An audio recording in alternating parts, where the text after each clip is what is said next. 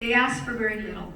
They should be given the right to stay here and not go back because they left because there were bad conditions, maybe economic, maybe corrupt governments. They should be allowed to stay here and restore asylum for people who deserve it, especially women of domestic violence and children, unaccompanied minors. Those young children should not be separated and put in cages. And we should not be spending any money to build any more private detention centers. And we should not be putting money that are sacred to build a wall. It is going to have no effect in terms of immigration. And that's already been proven. We also have to have better people that work in all of our areas that deal with customs and border patrol. We've got to make sure people are trained and they understand the element of humanity. That they don't treat people like perros, like dogs. They treat them like human beings. And we should also reverse our efforts on banning different religions for coming to this country. That has to happen. We also have to make sure that just because you come from some part of the continent, say the Middle East or wherever, people come here as refugees, seeking a new life, seeking justice, jobs, opportunity. That's what this country was made on, that premise. That's what my parents came here for, from Mexico and Central America. And we want that American dream to look like a rainbow for everybody that doesn't discriminate against anybody. So yes, immigration reform will be a top priority, and I know that we can reverse the tide right now. And the first thing that I believe will happen will occur in that first 100 days. And it's also about making sure that we put the feet to the fire to those senators right now. Because let me tell you, while we have control right now of the Congress, we have to flip those seats.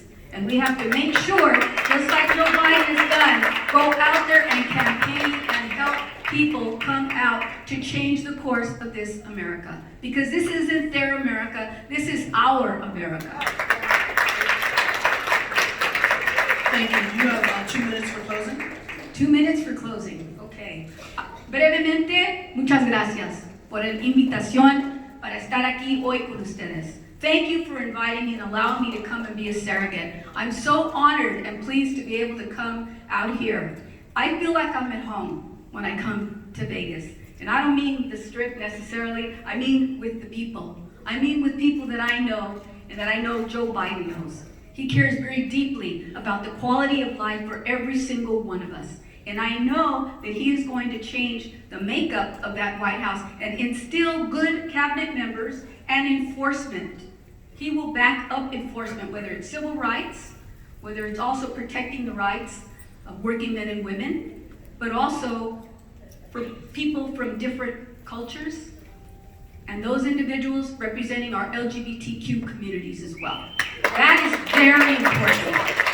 He cares about also restoring funding for affordable housing. Instead of taking away things that right now this HUD cabinet member wants to do, say no, we ought to be building. We ought to put more money, billions, into infrastructure, to put people back to work, to build hospitals, to build schoolyards, to build child care centers, and to make sure that every time we give out a federal contract, that if that contractor isn't abiding by federal rules, then you don't get the contract. Sorry. And we're going to instill that we get project labor agreements to make sure that union folks get to work on those projects. So if we're going to build anything, it's going to be built with people that are also being treated fairly.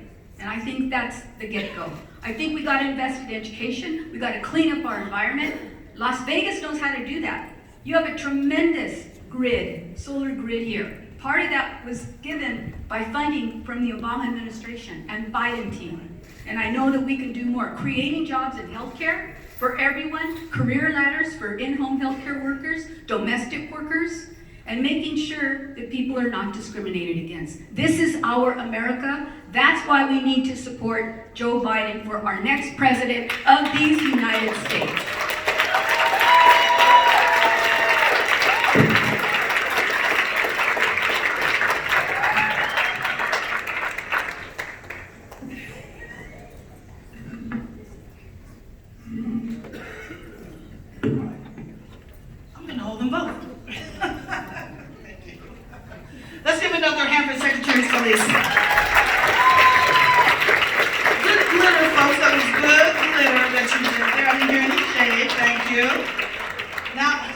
Now, please join in welcoming SEIU Nevada Secretary Treasurer, Roxy Velarde, who will introduce our next candidate.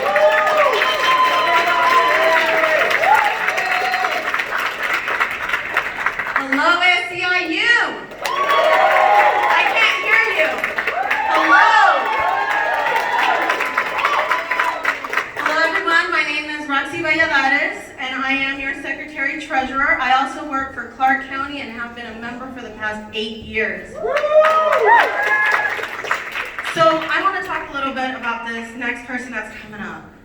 Back in October of 2018, before he gave his big speech to campaign for Nevada Democrats, Bernie Sanders made the time to meet with me and hear my story. I am type 1 diabetic, so my life depends on insulin every single day. And the rising cost of a life-saving medication and the struggles of, also I'm a single mother, facing, that all these single mothers are facing everywhere. We got to sit down and speak about these issues. We spoke about economic inequality, systematic racism, and why we need health care for all. He can't be here today in person, but he will be joining us via live stream, which is amazing. And before I say anything, I got to sit down and speak with this person, and I firmly believe that behind every great man stands an amazing and strong woman. So today, it is an honor to introduce his wife, Dr. Jane Sanders, to all of you.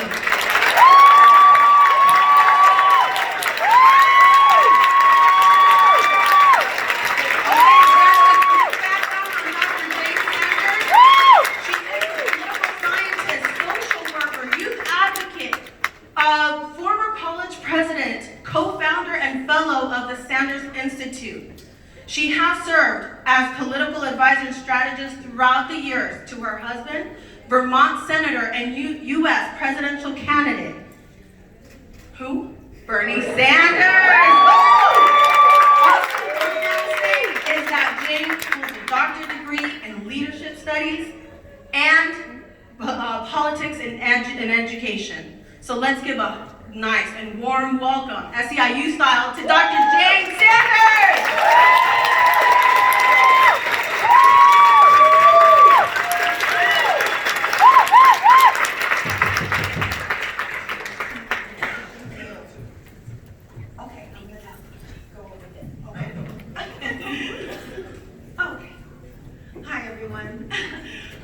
Thank you so much for having me here in place of Bernie, on behalf of Bernie.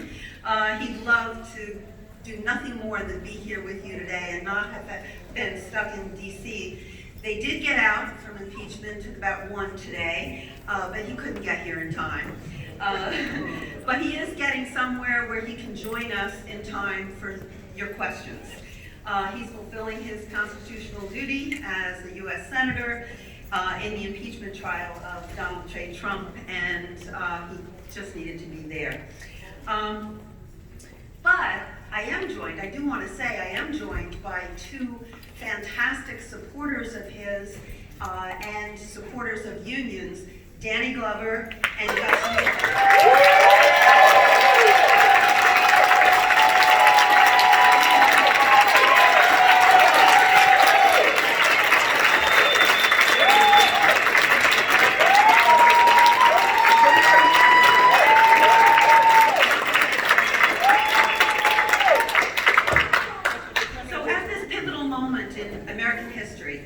There is no more important job than defeating the most dangerous president and the most corrupt president that this nation has seen, and making Donald Trump a one-term president.